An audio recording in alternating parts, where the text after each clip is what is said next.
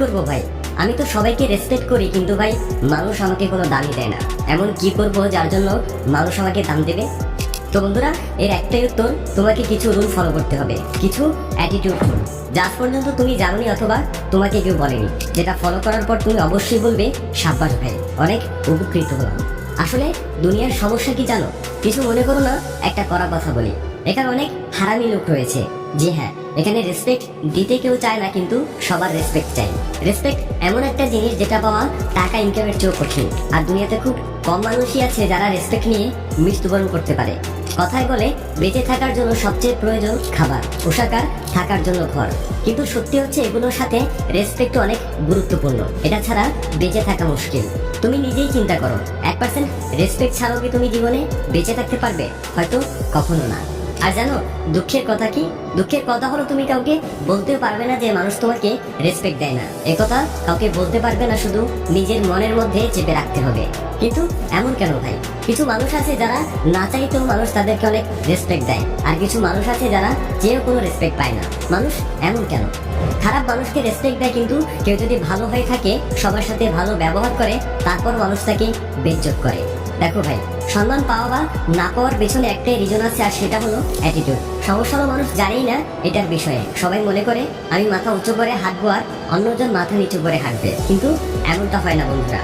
বন্ধুরা, আজকের এই ভিডিওতে আমি তোমাদের সাথে শেয়ার করবো এরকম আরকি অ্যাটিটিউড রুলস, যা তোমাকে সবসময় ইজ্জত দেওয়া হবে, সব জায়গায় দেওয়া হবে, সব দিক থেকে দেওয়া হবে, আর যেখানেই যাবে সেখানেই সম্মান মিলবে। আর জানো সবচেয়ে মজার বিষয় কি? সবচেয়ে মজার বিষয়টা হলো এই রুলস সবার জন্য। আর এর চেয়েও মজার বিষয় হচ্ছে এখানে তোমার কোনো তফাৎ নেই, হোক তুমি কালো, সাদা, খাটো বা লম্বা। এই জন্য আমি বলছি এসবের কোনো প্রয়োজন নেই। তুমি শুধু শেষ পর্যন্ত এই ভিডিওটা দেখো, আর মনে করে কাল সকাল থেকে তুমি যেখানেই বের হও, এই 8টি রুলস তোমার মাথায় গেঁথে নাও আর সবসময়ের জন্য ফলো করো। তো চলো শুরু করা যাক। Attitude number 1, be a expensive model of rare copy.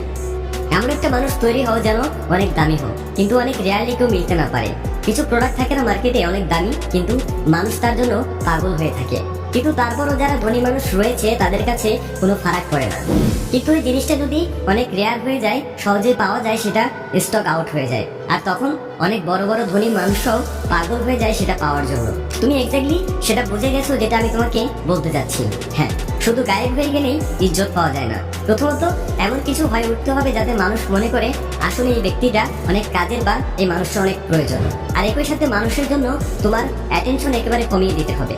একজন এক্সপেন্সিভ মানুষ কিভাবে তৈরি হবে? নিজের ডিজাইন মাইন্ডসেটের মাধ্যমে, নিজের সাকসেসের মাধ্যমে, নিজের কমিটমেন্টের মাধ্যমে।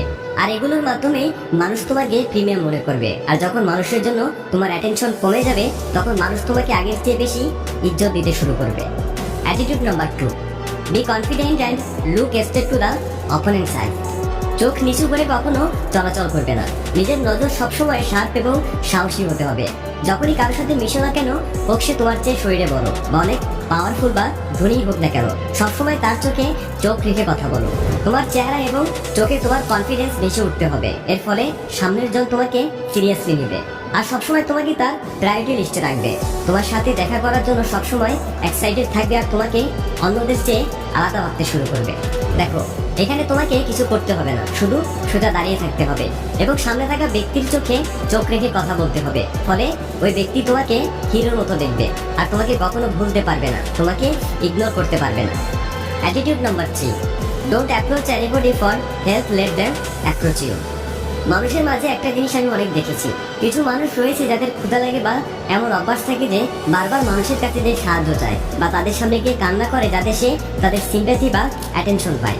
মানুষের কাছে অ্যাটেনশন পাওয়ার জন্য যখন বারবার গিয়ে মানুষকে কেউ ডিস্টার্ব করে, তখন এতটাই চিপ লাগে যে এমন মানুষকে কেউ ইজ্জত করা তো দূরের কথা, এমন মানুষের সাথে কেউ থাকতেও চাইবে না। নিজের ব্যক্তিত্বকে যতটা স্ট্রং রাখবে, ঠিক ততটাই রেসপেক্ট পাবে।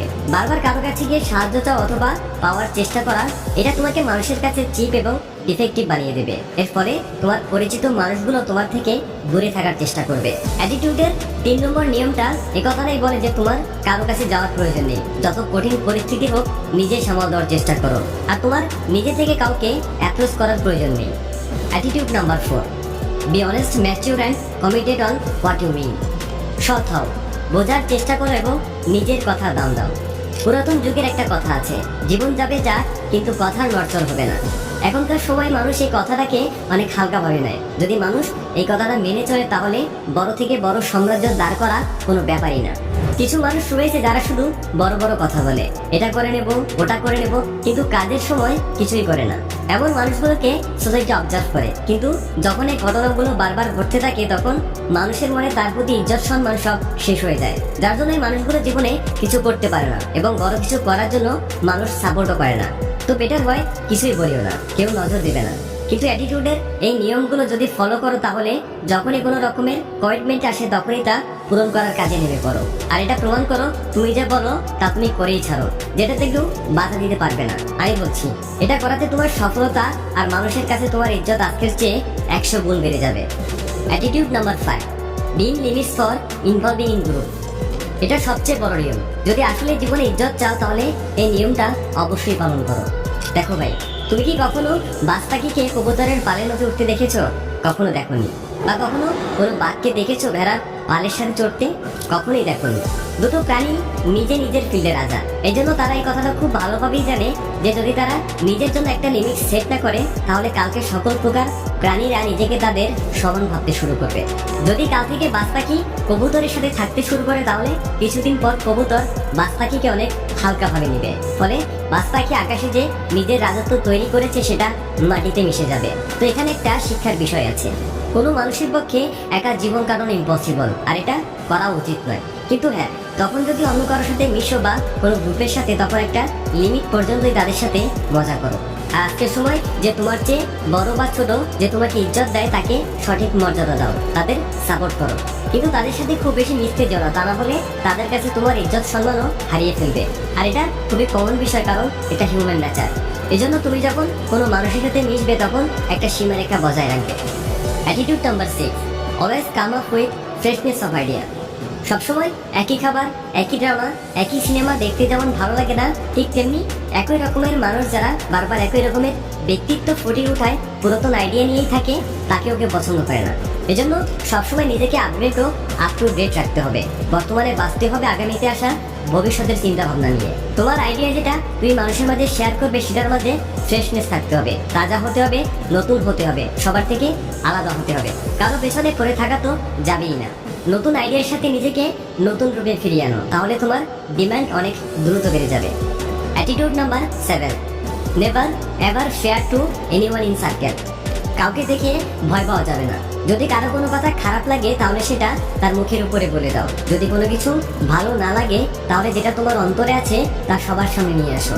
এর ফলে কেউ তোমার সামনে তো দূরে থাক, তোমার পেছনেও তোমার দুর্নাম করতে পারবে না, কারণ সে জানে তুমি তার প্রতিবাদ করবে। এতে তোমার সার্কেলে সবাই তোমাকে অন্য নজরে দেখবে। তোমার সার্কেলে হয়তো কেউ তোমার চেয়ে বুদ্ধিমান থাকতে পারে, বা তোমার চেয়ে চালাক থাকতে পারে, বা তোমার চেয়ে পাওয়ারফুলও থাকতে পারে, কিন্তু সেখানেও তোমার অ্যাটিটিউড বজায় রাখতে হবে। যদি আমাকে নিয়ে কেউ বাজে কথা বলে তো আমি তার প্রতিবাদ করবই, এতে যে যা ভাবো। এমন অ্যাটিটিউড নিয়ে চলাফেরা করতে হবে, এতে কারো ক্ষমতা নেই যে সে তোমাকে হালকাভাবে নেবে। Attitude number 8, watch your movies sharply. সবসময় নিজের চালের উপর মনোযোগ রাখতে হবে। তোমার চাল তোমাকে রাজা বানিয়ে দিতে পারে আর তোমাকে নিচেও নামিয়ে দিতে পারে। এজন্য তুমি কার সাথে মিশছো, কে তোমাকে পছন্দ করে, কে তোমাকে পছন্দ করে না, এসব খেয়াল রাখো। তোমাকে কখন কোন সময় রিয়াক্ট করতে হবে এসব বিষয় মাথায় রাখো। নিজের দুর্বলতা নিয়ে কাজ করবার দ্রুততা শেষ করো। নিজের লক্ষ্যের দিকে সবসময় নজর রাখতে হবে আর নিজের বুদ্ধিকে সবসময় কাজে লাগাতে হবে। যখনই কোনো বড় পদক্ষেপ নিবে তখন অবশ্যই তার ইমপ্যাক্ট সম্পর্কে ভাবতে হবে। বন্ধুরা, আজকের ভিডিওতে আমরা নিজের অ্যাটিটিউড নিয়ে কিছু গুরুত্বপূর্ণ কথা বললাম। আমার মনে হয় না এরপর থেকে তোমার নিজের ইজ্জত বাড়ানোর জন্য কাঁদতে হবে।